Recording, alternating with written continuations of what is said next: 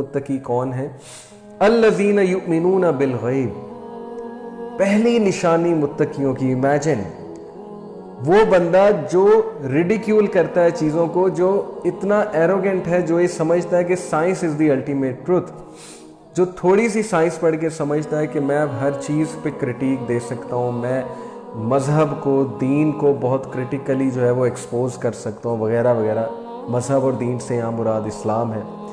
جو بندہ یہ سمجھتا ہے کہ وہ عقل کل ہے، جو بندہ یہ سمجھتا ہے کہ میں ہر چیز اپنی عقل اور سائنس کے پیرامیٹرز پہ پرکھوں گا، وہ کیسے ہدایت پائے گا یہاں سے؟ شرط یہ کہ الذین یؤمنون بالغیب، کہ تم غیب پر ایمان لے کر آتے ہو۔ متقی کون ہے؟ غیب پر ایمان لائیں۔ آج تو پھر فزکس کی وجہ سے، سائنس کی وجہ سے کچھ چیزیں چلو پاسبل نظر آتی ہیں۔ اس دور میں، صحابہ کے دور میں سوچیں کہ صحابہ کس کس غیب پر ایمان لے کر آئے اور کیسے لے کر آئے، کیا ایمان تھا ان کا۔ ایسے ان کا سٹیٹس اتنا زیادہ نہیں ہے، ایسے ہی نبی اکرم صلی اللہ علیہ وسلم نے نہیں کہہ دیا کہ تم میں سے کوئی بھی میرے صحابہ کے مطلب برابر تو دور کی بات ہے، ان کی جوتی پہ لگی جو مٹی اس کے بھی برابر نہیں ہو سکتے۔ حدیث نہیں ہے لیکن یہ میں اپنی بات کر رہا ہوں، حدیث کا کانٹیکس یہی ہے۔ کیوں؟ کیونکہ وہ لوگ غیب پر ایمان لے کر آئے، یقین تھا انہیں، 100% یقین تھا کہ نبی اور اللہ جو بات کریں گے، چھوڑ دو سائنس کیا بات کرتی، چھوڑ دو باقی چیزیں کیا بات کرتی ہیں، وہی is far superior than science, وہی is far superior than worldly knowledge.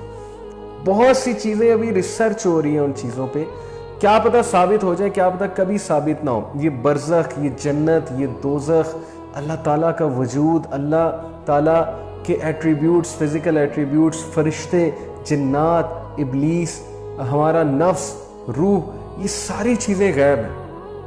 ہو سکتا ہے کبھی کسی دور میں کوئی ایک آدھی چیز ہمیں سمجھ آ جائے سائنس کے تھرو، جیسے آج کل روح پہ ریسرچ ہو رہی ہے، جیسے آج کل نفس پہ ریسرچ ہو رہی ہے، ڈریمز پہ ریسرچ ہو رہی ہے، آج کل ڈائمینشنز کی بات ہو رہی ہے، آج کل جو ہے وہ پیرلل یونیورسز کی بات ہو رہی ہے، آج کل وارم ہولز کی، پورٹلز کی بات ہو رہی ہے، کوانٹم میکینکس کی بات ہو رہی ہے، کتنی پاسبلٹیز سامنے آ رہی ہیں۔ ہو سکتا ہے آپ کو برزخ سمجھ آ جائے، ہو سکتا ہے آپ کو دوسری دنیایں، جنت، دوزخ سمجھ آ جائے، لیکن سمجھ نہ بھی آئے تو الذین یؤمنون بالغیب، یہ وہ لوگ ہیں جو غیب پر ایمان لے کر آتے ہیں، کیونکہ اللہ اور اس کے رسول نے کہا متقی کی نشانی ہی ہے کہ وہ غیب پر ایمان لے کر آتے ہیں۔ اب وہ لوگ جن کے دل میں بیماری ہے وہ پکڑتے ہی غیب کو ہیں اور غیب کی باتوں کو ریڈیکیول کرتے ہیں، غیب کی باتوں کا تمسخر اڑاتے ہیں، مذاق اڑاتے ہیں، تو قرآن انہیں کیسے فائدہ دے گا؟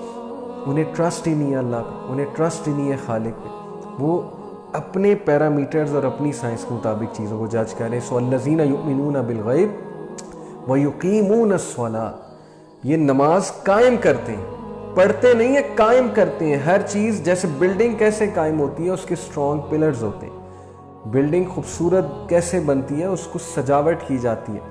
نماز کیسے قائم ہوتی ہے؟ بہت اچھے سے وضو کرنا، وضو کر کے چل کے مسجد تک جانا، ذکر کرتے جانا، نماز کے بعد ایک دم سے نہ اٹھ جانا، نماز اچھے سے پڑھنا، سجدہ اچھے سے کرنا، رکوع اچھے سے کرنا، قیام لمبا کرنا، سجدہ سب سے زیادہ لمبا کرنا کیونکہ سجدے میں اللہ کے قریب ہوتے ہیں۔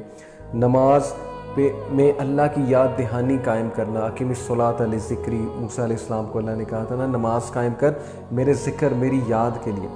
جس نماز میں اللہ کی یاد نہیں ہے، جس نماز میں ہم غافل ہیں اور 3-4 منٹ میں پڑھ لیتے ہیں تو وہ فائدہ نہیں، وہ متقیوں کی نشانی نہیں ہو سکتی۔ تو یہ یقیمون الصلاۃ، نماز کے سارے رکن اچھے سے فلفل کر کے نماز کو بہت اچھے سے ادا کرتے ہیں، اپنے رب کی یاد دہانی کے لیے، رب کا شکر کرنے کے لیے۔